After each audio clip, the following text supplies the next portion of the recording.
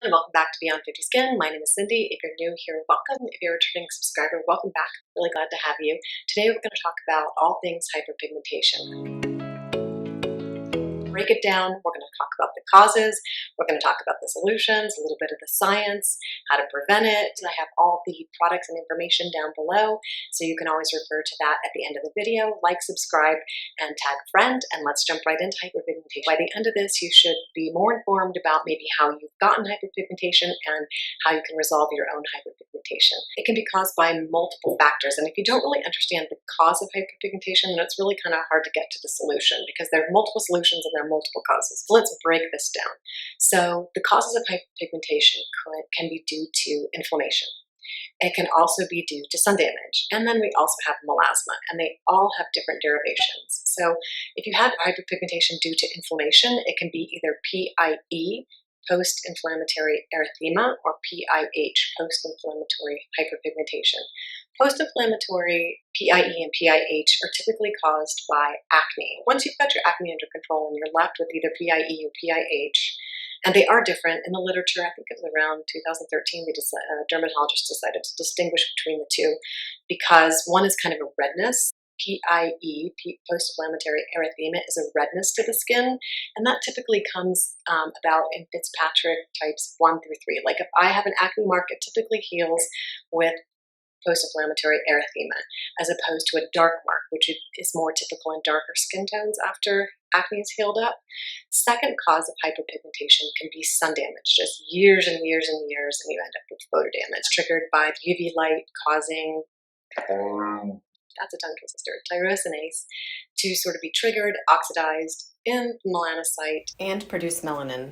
Basically, so we have inflammation, typically due to acne, the sun damage caused hyperpigmentation. We also have melasma. Melasma has multiple causes.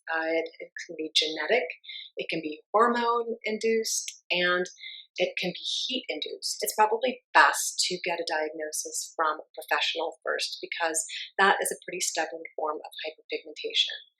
So that leads me back to the solutions. How do we get rid of it? If you've got hyperpigmentation due to sun damage, then you're going to want to find brighteners and lighteners that can kind of break up that pigmentation, disperse it, and then exfoliators that you can help lift it off. If you've got inflammation due to acne, you've got to get the acne under control first, get some products on board that will help control your acne, and then you can deal with sort of lighteners, brighteners, and antioxidants to lift off that pigmentation. If you have melasma, then as I mentioned, I would recommend seeking a dermatologist to help you with probably some prescription formulations. The solutions department sort of breaks down into 3 different components: preventing the pigmentation from occurring, dispersing the pigmentation, and then exfoliating the pigmentation. So let's talk about prevention. And that comes into the whole litany of topicals that you can use. And when I was first starting to get rid of my hyperpigmentation, I had no idea about these over-the-counter topical brighteners. Now, I knew about vitamin C and vitamin E, which are antioxidants that can help sort of inhibit the tyrosinase oxidation, which downstream creates pigment. Of course, I'm always going to say sunscreen. You've got to wear your sunscreen. If you're trying to prevent hyperpigmentation, then find a mineral sunscreen, typically a tinted one works really well. And I'll list some of my favorites below. And there's Arbutin, which is a hydroquinone derivative, and I'm going to talk about hydroquinone in a few minutes. There's also Tranexamic acid. Now, there's not a ton of studies on Tranexamic acid, but there is one that I think was done in 2017 or 2019. Anyway, with a couple hundred folks. If I can find the study, I'll link it below. A couple hundred people kind of putting that head-to-head with hydroquinone, and they had really good results. But there's not a ton of studies on tranexamic acid, but there are more products coming out on the market that have tranexamic acid in it. The other one that seems to be helpful for inhibiting pigmentation is licorice root. So we've got a bunch of topicals. We've got the alpha-arbutin, we've got the tranexamic acid, we've got the licorice root. Then there's also, of course, our favorite, niacinimide. That's a good brightener and lightener and is a good antioxidant. We've got all these antioxidants that can help inhibit the production of melanin. And let's talk about the different topicals that you can use sort of to disperse the melanin. One of the good ones is a retinol. And it gets there, breaks up the pigmentation, but it does kind of a twofer because it also will help bring the cells to the surface and slough some of it off. as we get the cell turnover. So retinol will always advance cell turnover, and that's really helpful for dispersing, lifting, and then exfoliating.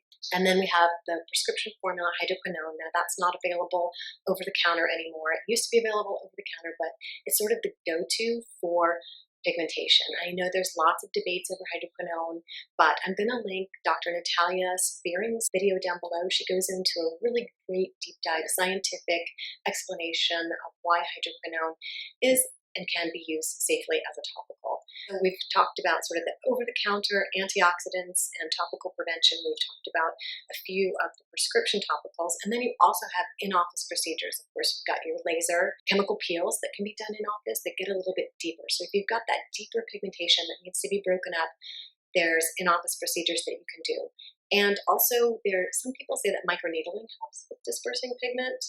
If you're just starting your journey and you've just got a little bit of hyperpigmentation, you want to kind of see what those topicals can do, then I would go with one of the formulations that has either the tranexamic acid at around 5%, an Arbutin, which is the HQ, the hydroquinone derivative that I talked about, and Licorice Root. And I'll list some products below that have those. Now, I have all of these products in individual formulations. I have the It Skin LI Effector, which has the Licorice Root, and of course, good old Niacinimide. This one's by the Inky List.